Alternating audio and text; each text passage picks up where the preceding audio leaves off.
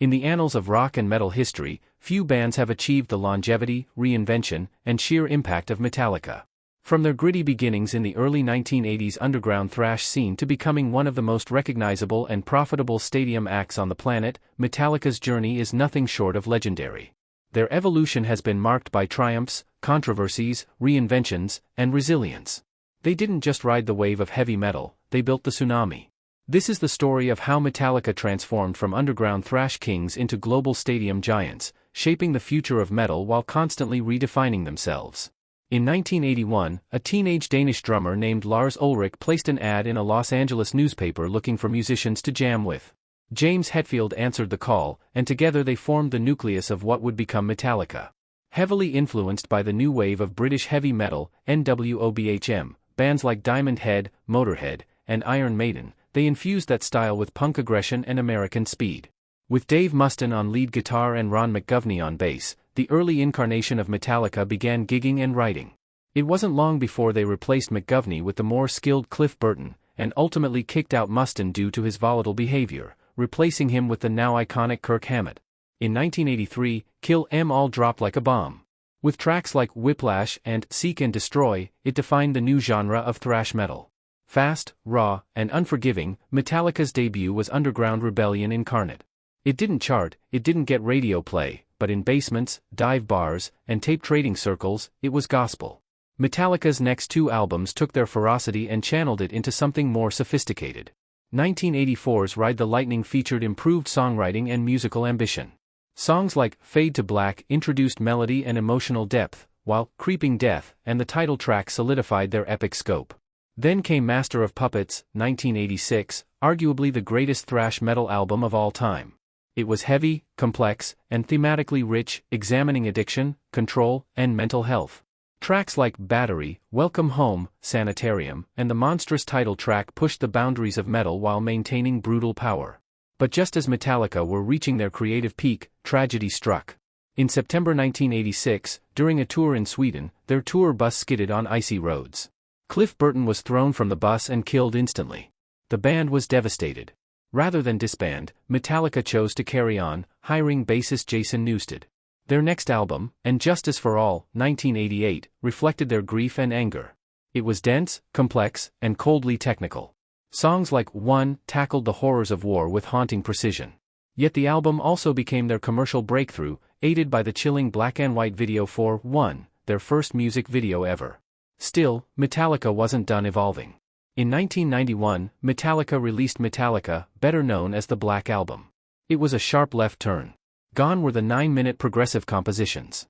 In came shorter, punchier songs, slick production, and a cleaner sound. Producer Bob Rock helped sculpt hits like Enter Sandman, The Unforgiven, Sad But True, and Nothing Else Matters. Thrash purists screamed betrayal. But the public embraced it. The Black Album debuted at number 1 in 10 countries, went 16 times platinum in the US, and turned Metallica into household names. They were no longer just metal legends, they were global rock superstars. This was the moment Metallica made the full leap from underground thrash kings to mainstream giants. The 1990s were an era of experimentation, and for Metallica, reinvention. In 1996, Load was released, followed by Reload in 1997. These albums featured bluesy riffs, southern rock influence, and more introspective lyrics. They also ditched the metalhead look. Gone were the long hair and leather.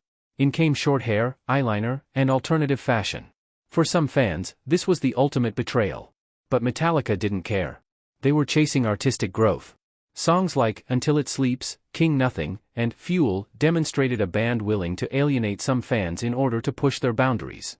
The gamble paid off commercially, even if critically divisive. Metallica was no longer just adapting to the times, they were shaping them. The turn of the millennium brought a new enemy, not another band, but technology.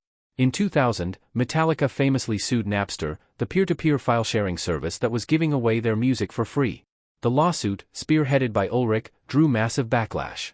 Metallica, once champions of rebellion, were now seen by many as corporate sellouts. Fans burned albums, boycotted shows, and mocked the band online. But beneath the surface, deeper tensions were brewing. Jason Newsted quit in 2001, citing creative limitations. Meanwhile, Hetfield checked into rehab to deal with alcoholism and anger issues. The band was imploding, and the world saw it happen in real time. In 2003, Metallica released Saint Anger, an album born from chaos. The snare drum was famously clangy. There were no guitar solos. The lyrics were raw and confessional. Produced during Hetfield's recovery, the album felt like therapy on tape. Critics were split. Some praised its raw emotion. Others called it unlistenable. But Saint Anger wasn't meant to be pretty. It was survival. Accompanied by the documentary Some Kind of Monster, which showed the band's therapy sessions and internal conflicts, Metallica peeled back the curtain on fame, addiction, ego, and reconciliation. It was a bold move, and one that humanized them to a new generation. After years of experimentation, 2008's Death Magnetic marked a return to form. Produced by Rick Rubin, the album revisited the fast, intricate guitar work and aggressive tone of their thrash roots. Songs like The Day That Never Comes and All Nightmare Long showed a reinvigorated Metallica, still angry, still ambitious, but now more in control. Fans welcomed the return to old-school elements, and Metallica proved they could honor their past without being enslaved by it. In 2016, Metallica dropped Hardwired to Self-Destruct, a double album that blended thrash speed with modern power. Songs like Hardwired, Moth into Flame, and Spit Out the Bone showcased a band that, after more than 3 decades, was still evolving. They weren't just surviving, they were thriving. Touring relentlessly, selling out stadiums worldwide, and performing with symphony orchestras, Metallica had become more than a band, they were an institution. One of the defining features of Metallica's legacy is their live presence. Since the early days, their concerts have been legendary for energy, precision, and sheer volume. But as the years progressed, they took things to an entirely new level. From headlining every major festival on Earth to selling out 80,000-seat stadiums with ease, Metallica became the highest-grossing metal band in history.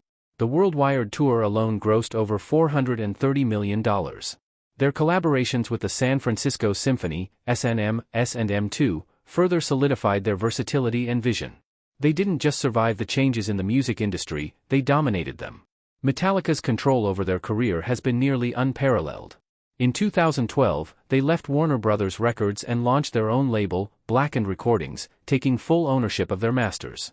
They built Metallica HQ, a massive creative hub, and maintained an iron grip on their brand. They embraced streaming, podcasts, vinyl reissues, and even whiskey, with their Blackened American Whiskey line. Their business moves have been as bold as their music, independent, fearless, and wildly successful. Metallica's influence goes beyond music. They've inspired generations of metal, punk, and rock musicians. They've been featured in everything from Guitar Hero to Jeopardy! They've testified before Congress, appeared on The Simpsons, and become pop culture icons. They are one of the few metal bands recognized by name in virtually every country. And they've done it without compromise. Whether you're a diehard from the Kill 'Em All days or someone who first heard Enter Sandman in a video game, Metallica's reach is undeniable. In recent years, Metallica has used their platform for good. Their All Within My Hands Foundation supports workforce education, hunger relief, and disaster response. They've donated millions and used their global tours to raise awareness for local causes. The once wild, reckless thrashers have become elder statesmen of rock, still fierce, still passionate, but now guided by perspective. So how did Metallica evolve from scrappy thrashers to global stadium conquerors? The answer lies in their fearlessness. They took risks. They made mistakes. They changed their sound. They fought with each other. They alienated fans. But they never stood still. They proved that metal doesn't have to be underground to be powerful. That you can grow older without losing your edge. That reinvention doesn't mean selling out, it means surviving. From the basement to the big leagues, from Kill 'Em All to 72 seasons, Metallica's story is one of defiance, evolution, and unmatched endurance. Metallica began as a raw, loud voice in the underground, fast, furious, and unapologetic. Today, they stand as icons of not just metal, but of modern music. Their journey has been messy, controversial, and at times painful, but it's also been heroic. They've influenced countless artists, weathered cultural shifts, and outlasted nearly all of their peers. They didn't follow trends, they made them. And in the process, they proved that heavy metal could be smart, emotional, dynamic, and global. Metallica's evolution from thrash kings to stadium giants is not just the story of a band. It's the story of how music can grow, adapt, and endure. Because no matter how the sound changes, one thing remains true.